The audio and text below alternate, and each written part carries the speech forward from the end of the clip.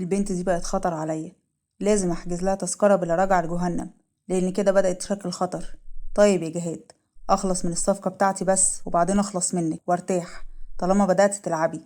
كان الشر ظاهر في عيونه ومش طايق نفسه. ازاي تعرف تهرب منكم يا شوية حيوانات؟ ازاي سبتوها تمشي كده؟ معرفش والله هربت ازاي، احنا كنا سايبينك معاها وكان وقت الغدا بتاعنا. مش هرحمكم. اسفين يا بص، غلطة مش هتتكرر تاني. ونرجع عند معاذ وحرية، كان عمال يأكل فيها، خلصت وراح قرب منها وادالها العلاج وهي كانت عمالة تبصله، وراح نايمها على السرير. نامي وارتاحي، واوعي تشيلي هم اي حاجة، انا جنبك. وهي كانت فعلا مطمنة وهي جنبه. خليك جنبي، انا خايفة. انا جنبك. فضل جنبها علشان تطمن، وهي نامت وهي مطمنة، وكان عمال يبص للقناع اللي على وشها. لا لا، هفضل قد ثقتك وانك مطمنة في قربي، ما ينفعش اكون مش قد الثقة معاكي. مسك ايديها وكان حزين عليها، بس فرح انها رفضت تأذيه واللي هي فيه ده بسببه، لانها مرضتش توجعه او تخرب حياته. كانت بسطاه اول الفكرة دي، بس اللي وجعه ان هي كده دلوقتي بسببه. رن تليفون معاذ من امه. الو يا حبيبي، فينك؟ انا موجود يا امي، بس عندي شغل ست الكل، مش هقدر ارجع البيت. اطمنوا وناموا، محدش يستناني. تمام يا ابني، ربنا معاك، وخلي بالك من نفسك كويس، ماشي؟ حاضر يا حبيبتي، ما تخافيش، انا زي الفل. دايما يا عيوني. وقفلت معاه. بصلها وضحك وهو مش مصدق ان هو جنبها، وفضل قاعد جنبها لحد ما لقى وشها عرقان وعماله تترعش جامد قوي. لا لا لا، ارجوك سيبني، بلاش تعمل فيا كده يا ماما، اعملي حاجه، ما تخلوش يعمل لي حاجه، انت ما عندكش ضمير؟ سيبني بقى، سيبني.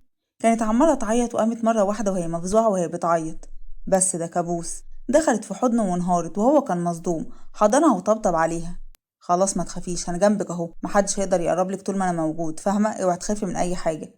فضلت تضرب على ظهره وفتحت في العياط. انا تعبانه، انا مخنوقه، انا مش قادره استحمل كل اللي حصل لي يا معاذ. كل حاجه هتعدي، وهتنسي اللي حصل لك، وكمان هتعيشي حياتك وهتكوني اسعد واحده في الدنيا كلها. بعدت عنه وبصت لعينه وسرحت واطمنت من نظرة عينه. انا وحشه صح يا معاذ؟ مين قال كده؟ انا سيئه. انت لسه نظيفه ولسه عندك ضمير، ودي حاجه مهمه وكويسه، ان انت تكوني لسه ضميرك صاحي بالشكل ده. بجد يا معاذ؟ بجد. انت جميله، يمكن محتاجه ترمي الماضي ورا ظهرك وتفتحي صفحه جديده. سكتت وبصت الناحيه التانية. بالسهوله دي يا معاذ؟ ايش حال، ما انت عارف اللي زيي مش بسهوله يقدر يسيب الطريق ده انا لو قررت الناس اللي ورايا مش هتقبل ده ومش هيسيبوني في حالي يا معاذ. الموضوع مش سهل خالص، اللي زيي لو خرج من الطريق ده هيموت فورا. لا بعد الشر عنك، مين قال كده؟ انا هكون وراكي وهحميكي ومش هسيب حاجه تحصلك وهكون في ظهرك دايما. ارجوك يا معاذ اقفل الموضوع ده. حاضر اللي تشوفيه، بلاش نتكلم في الموضوع ده دلوقتي. خلاص ماشي. وسكتت وقفلوا الكلام عن الموضوع ده.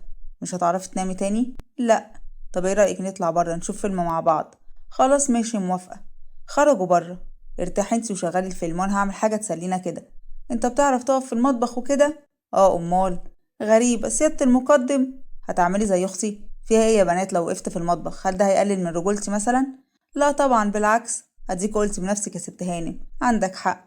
دخل المطبخ، عمل وخرج وقرب منها، وكانت شغلت الفيلم وقعد جنبها، وبدأوا يشوفوا الفيلم سوا. مش مخنوقة من القناع ده؟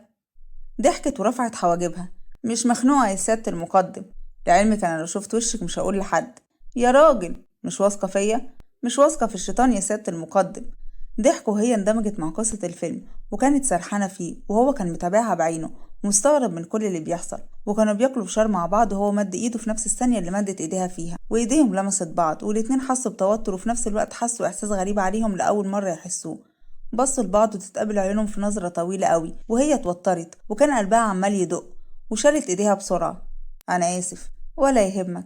رجعوا بصوا على الفيلم، وراحت بدأت تنام وهي بتتفرج، وفعلا نامت ودماغها وقعت على كتف معاذ، ومعاذ دق قلبه وبصلها. نمتي؟ كانت نامت وقعد يضحك عليها وحس انها طفلة. فضل يتفرج عليها ويبصلها، وراح قام. طب اصحي ونامي جوه. كانت مش حاسة بأي حاجة، راح شالها هو على ايده. وهي اتوجعت من الجرح بتاعها، فتحت عينيها ولقيت نفسها بين ايده واتصدمت. معاذ انت بتعمل ايه؟ ما تخافيش، هدخلك تنامي جوه. دخل بيها فعلا على جوه، حطها على السرير وغطاها كويس. تصبحي على خير. ومسكت في ايده. ما تسيبنيش. حاضر. فضل قاعد جنبها وهي نامت، وهو فضل جنبها كده. ونروح عند ادم. خرج ادم التراس وكان واقف فيه وسرحان، وفي نفس الوقت كانت شمس واقفه في التراس وهي في ايديها المج بتاعها بتشرب هوت شوكليت، وكانوا اوضتهم هما الاتنين جنب بعض. بس بس. وبص جنبه. شمس. اه يا سيدي شمس، ايه معرفتش تنام ولا ايه؟ لا معرفتش انام يا شمس. الجو ممل. قوي. ومدت ايديها بالمج بتاعها. خد اشرب شوية. طيب. خد منها وشرب شوية. ما صدقت ولا ايه؟ ده المج بتاعي على فكرة. سوري بس طعمه حلو قوي. خلاص نخمس فيه مع بعض. وماله. شربت شوية وهو شوية كانوا عمالين يرغوا ويضحكوا مع بعض وهم واقفين كده. الجو ريحته حلوة قوي. عندك حق يا آدم. خلاص حط الشارع عليكي وتعالي ننزل نتمشى شوية، ما عنديش نوم. وانا كمان. طب يلا بينا. دخلت وخدت الشال عليها وخرجت من الأوضة وهو خرج وقرب منها. القمر ده. اتكسفت وبصت في الأرض. يلا بينا. يلا. نزلوا على تحت وخرجوا من القصر. اخد العربية؟ لا تعالى نتمشى. طيب. وبدأوا يتمشوا سوا. يومك كان حلو النهاردة؟ يعني مش حلو ومش وحش، يوم عادي زي أي يوم يعني وكده. إن شاء الله كل أيامك تكون حلوة. إن شاء الله أنا وإنتي. وفضلوا ماشيين سوا وهما ماشيين جنب بعض إيديهم تلمس بعض وتتوتر وهو كمان. أنا آسف يا شمس، مكانش قصدي والله. ولا حاجة، مفيش حاجة، خلاص حصل خير. تاكلي شوكولاتات؟ آكل. خدها وراح جابلها شوكولاتات. اتفضلي. شكرا ليك. بلاش أفورة، دي حاجة بسيطة. بدأت تاكل وهي كانت مبسوطة وقطعت جزء منها. اتفضل. ميرسي بس ماليش تقول عليها. مش كبيرة. طيب. خد منها وأكلها وفضلوا ماشيين مع بعض واتكلموا كتير. وعدى وقت كبير وهما مش حاسين. ياه عدى كل ده. تصدق عندك حق، معقولة. طب يلا نرجع. يلا. ورجعوا على القصر ووصلوا قدام أوضة شمس لأن أوضتها هي الأول. تصبح على خير وانت من أهل الخير. آدم. نعم يا شمس. شكرا على الشوكولاتات وعلى التمشية، اتبسطت على فكرة. ده المهم يا شمس، وبعدين مش عايز شكرا. أحلام سعيدة وحاجات حلوة زي. دخل أوضته وهي دخلت أوضتها وضحكت ونامت على السرير وهو كمان، ومر اليوم عليهم بشكل طبيعي وعادي من غير أي أحداث تانية. وتاني يوم صحت حورية ولقيت معاذ نايم على الكرسي جنبها، وضحكت لما شافت ملامحه البريئة. قربت منه وحطت إيديها على شعره. انت حلوة أوي أوي يا معاذ. خدت نفس طويل. يا معاذ الظروف مش حلوة. ياريت كنت عرفتك من زمان أوي يا معاذ، ياريت كنت قابلتك في حياة تانية وظروف تانية. دمعت عينيها ولمست وشه. أنا دلوقتي بتعذب أكتر، بس عذابي على حظي وعلى ظروفي اللي هتفضل تطاردني. فتح عينه في الوقت دوت وهي اتوترت وشالت ايديها من على وشه بسرعة. في حاجة؟ انت كويسة صح؟ أنا كويسة، اهدى ما تخافش من حاجة خالص. قلقت عليكي. سرحت في خوفه ونظرة خوفه الحقيقية اللي فعلا ظاهرة في عينه، وضحكت تلقائي. خفت عليا أوي كده؟ ها لأ. الصراحة بتتوتر زينا كده يا سيادة المقدم؟ ما هو انت طلعتي بتكسف زينا عادي فتاة العصابات. اي نعم مش شايف ضحكتك، لكن ضحكتك حلوة أوي أوي كمان. اتوترت أوي وكانت مكسوفة. نامي على بطنك يلا. أفندم. تفكيرك غلط لكن عاجبني يا جزمة عشان احطلك الكريم يلا. واغيرلك عليها زي ما الدكتور قال. سوري. تاني مرة بلاش تفكري في التفكير ده، اصل الصراحة بعشقه عشق كده. انت سافل. تشكري يا ذوق. نامت على بطنها وهو عرى ظهرها وبدأ يغير لها على الجرح وهي كانت موجوعة وهو اتضايق ان هو وجعها. انا اسف. وانت ذنبك ايه؟ وحط لها الكريم وكان بيحاول ما يوجعهاش وهي كانت حاسة بحنيته عليها، وبعد كده خلص وكانت عينه في الارض. طب اروح اجهز لك الاكل على ما ظهرك ينشف من الكريم. خرج بسرعة وهي ضحكت وكان عاجبها أوي رجولته رغم كل حاجة. هو ما استغلش إن هما لوحدهم ولا استغل ضعفها إن هو يشوف وشها، وكان راجل وقد كلمته. وعند معاذ في المطبخ ضحك على اللي بيحصل لكن كان عايز يطمن على حورية، وخصوصا بعد ما عرف إنها عانت. طلع تليفونه ورن على حورية. وعند حورية رن التليفون بتاعها كان في جيبها، وعرفت من رنة التليفون إن ده تليفونها الشخصي. طلعته واتصدمت لما لقيته هو اللي بيرن. كانت خايفة يسمع صوتها. حاولت تهدى وتوطي صوتها. قالوا يا حورية اخبارك ايه؟ الحمد لله وانت؟ الحمد لله، حبيت اطمن عليكي. انا الحمد لله. بتتكلمي من تحت السرير ولا ايه؟ لا اصلي في الشغل. ربنا معاكي. وكمان مسافرة كام يوم شغل وراجعة اخر الاسبوع، اول ما ارجع هكلمك. خلاص ماشي، خلي بالك من نفسك يا قمر. حاضر، وانت كمان يا معاذ. قفلت معاه وهي متوترة قوي. ايه يا معاذ، ايه حكايتك معايا في اللي جاي؟ بقيت مش فاهمة حاجة. اتعدلت وقعدت وهي عمالة تفكر، وراحت قامت ودخلت المطبخ لقيته واقف بيجهز وكان شكله حلو قوي. وقفت تتفرج عليه وضحكت وقربت منه. اساعدك؟ وتوتر اول ما سمع صوتها. لا مفيش داعي، ارتاحي، انت تعبانة ومحتاجة ترتاحي. لا انا تمام. وقفت جنبه وبدأت تجهز معاه وكانت عمالة تبصله وهو كمان كان عمال يبصلها، وفضلوا يبصوا لبعض من تحت لتحت وخلصوا الفطار. خرجوا بره علشان يفطروا مع بعض وبدأوا يفطروا. تسلم ايدك، طلعت شيف كمان يا سيادة المقدم. اي خدمة، اقل حاجة عندي على فكرة. واضح عليك. خلصوا فطار وقرب منها بالعلاج. خدي علاجك. حاضر. شكرا.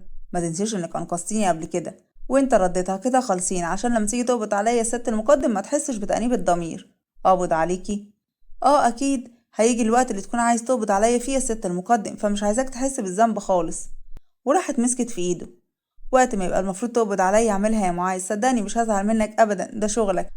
عارفة انك عامل حساب ان انا ساعدتك، بس شغلك اهم مليون مرة. انا مقدرة كل ده وانت بتعمل عمل عظيم. كان مصدوم منها، لكن فكرة انه ممكن يجي يوم ويقف قدامها ويقبض عليها فكرة مخيفة وخوفته قوي. مجرد الفكرة كانت مؤلمة بالنسبة له. قام وقف. مالك يا معاذ؟ بعد عنها وراح خرج وقف في البلكونة وسرح في كلامها، وان فعلا هو المفروض ان هو يقبض عليها علشان دي المهمة اللي متكلف بيها، ومستغرب من نفسه ان هو مش قادر يعملها. دخلت وقربت منه وحطت ايديها على كتفه وهي متوترة. معاذ. قفل عينه وخد نفس طويل. نعم. لف وشك. لفلها. ايوه. مالك يا معاذ؟ ماليش، انا تمام. اتضايقت ليه؟ انا قلت حاجة غلط يا معاذ؟ اتضايق وشدها عليه وكانت قريبة قوي منه.